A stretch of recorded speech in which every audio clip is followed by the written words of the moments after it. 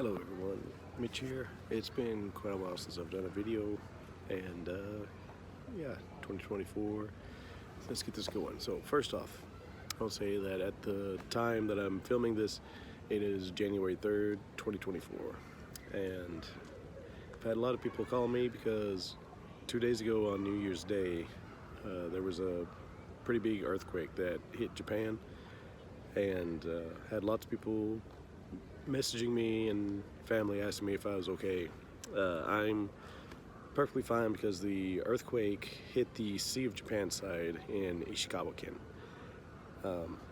And on that side, that's where the concerns need to be. I'm in Tokyo on the Pacific Ocean side, so I'm on the opposite side of the country. So things are fine here in Tokyo. Ishikawa-ken on the Sea of Japan side is where any concerns need to be put towards. That being said, the earthquake, I did experience it. The town, I forget the name of the town that they said was close to the epicenter, but that town is nearly 300 miles away from me. Might be a little less than that, but from that town that was closest to it, that's almost 300 miles away. We could still feel it here in Tokyo. The apartment was shaking, rocking back and forth, and while there was no damage, it shook for longer than we're normally used to.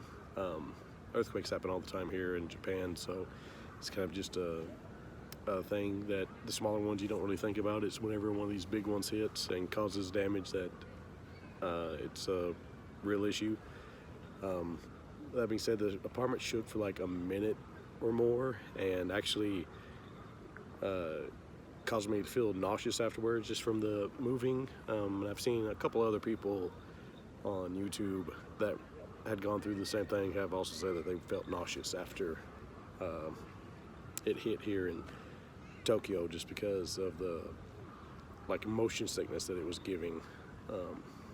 But yeah, so like 300 miles away, we still felt the effects here in Tokyo, even though it didn't do that much damage. So if you've seen any of the footage stuff that they're going through on the other coast, houses have collapsed, buildings have turned over, there's been fires, they had tsunami warnings on the day of the event, and there were concerns with the water coming in. So it was a real bad situation, and it's still continuing to be a developing thing as they're trying to recover.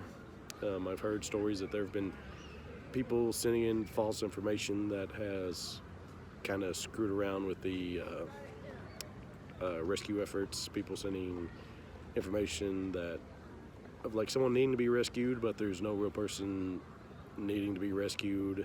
And some people have been sharing information and videos from the big earthquake that hit in 2011, I think, in March 3rd, 2011. That kind of hit off the coast of Fukushima. That's been something that's also been like muddying the waters. So please be cautious of like the videos that you see, because there was a lot of damage, and there's been like, I've seen the same house turned over, pictures of it from multiple angles now. That there's like legitimate stuff coming up. There's also been some fake stuff that's been shared around from like previous disasters that don't apply to this one, but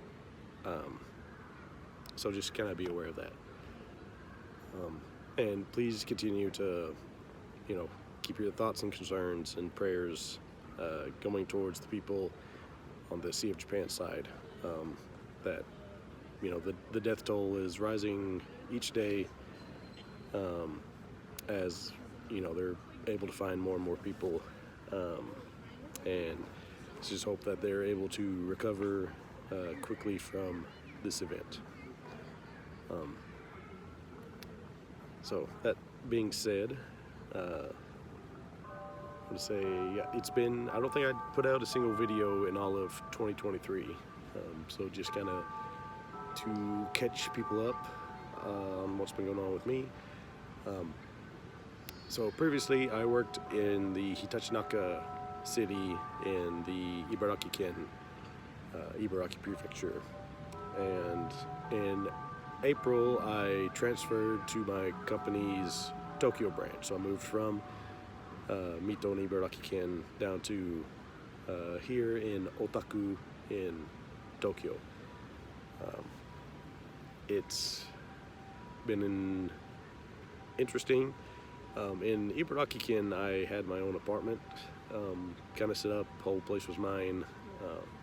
Whenever I came over, part of like the money that I got from a loan, like a majority of the money went to getting the apartment set up because initial costs for an apartment in Japan are crazy high, like sometimes 3 or 4 times the price of rent.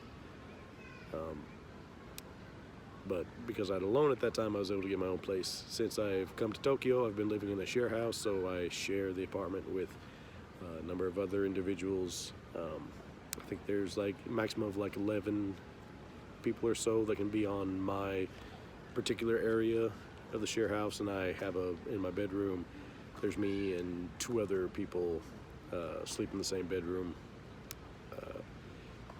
And the apartment is being shut down. I am not sure what the issue is, if the company lost like the contract for the house or what. It's kind of sad to see it go, because it was a really convenient location. I was able to walk to one of my schools in 15 minutes and hop on a train, then switch over to a bus and get to the other school in like 20 to 30 minutes. And I don't have the money saved up for like being able to get my own apartment yet.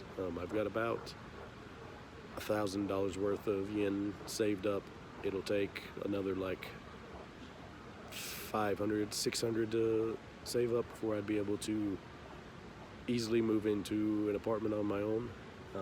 But luckily with the housing company that I'm with right now, they have another property in Ota, and I'm going to be able to move there. It's going to be further away. It's going to be like 40 minutes for me to get to one school and the other.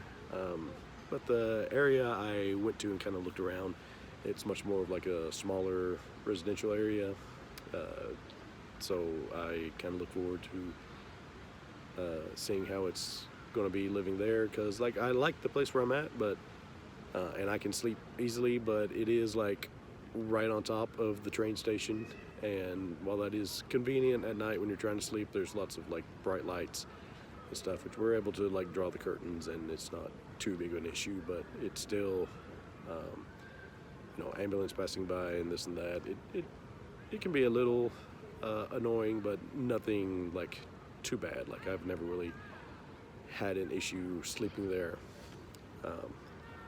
But it'll be interesting to be in a more residential area, and hopefully by like I'm hoping like in around May be able to get my own place, and because by that time in April, like I should have enough money saved up hopefully, and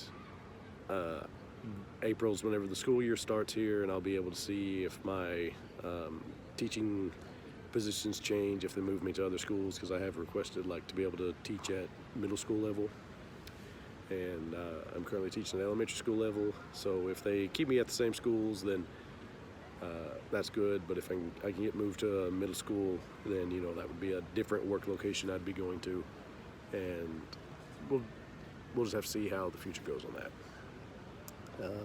But yeah.